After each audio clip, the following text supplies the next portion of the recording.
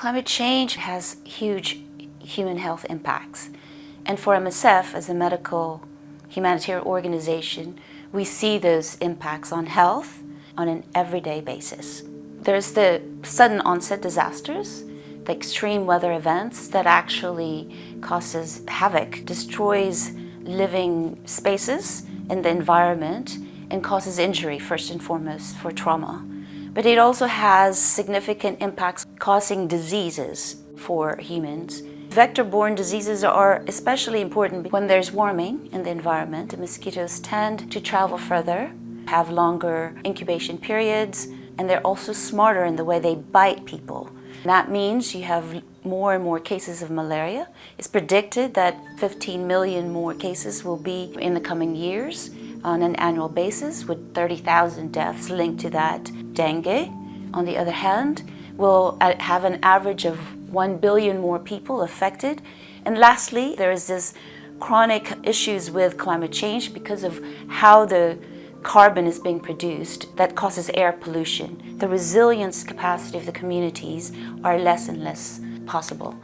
The community are the first responders, and if they're not able to bounce back, it will cost more lives. Many of these climate hotspots are actually humanitarian hotspots, and we are seeing this becoming much more complex and cascading into other emergencies. We need to work on that, whether that's in the prevention preparedness, in the actual response, in the post-recovery. We're addressing the heat waves and the non-communicable diseases like heart and lung diseases. For heat waves that's hitting Pakistan, and we're establishing how to prepare the communities around that through health promotion, establishing areas of shelter to be cooled down, just how to be more emergency prepared. Additionally, MSF is really looking at how we mitigate our response and in the way we do in our carbon reduction mitigation practices, but also in our waste management. But we're also working to adapt our operations, creating more early warning system tools that are connected, not just meteorological, but also epidemiological burden and how that kind of compounds each other.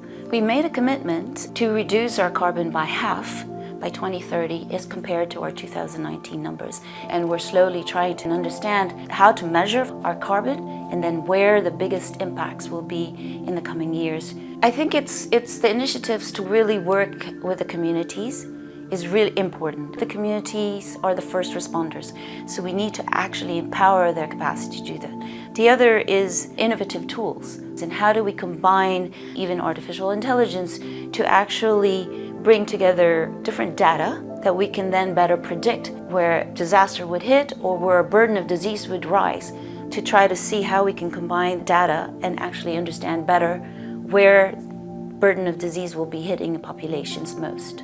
We need to make people understand that our behaviors are part of the problem. How do we respond together? We need governments and those who are most responsible to also help address this. What we really need to understand is that we cannot do this alone. We need to do this as a collective of humanity, but especially in support of those who are most vulnerable today.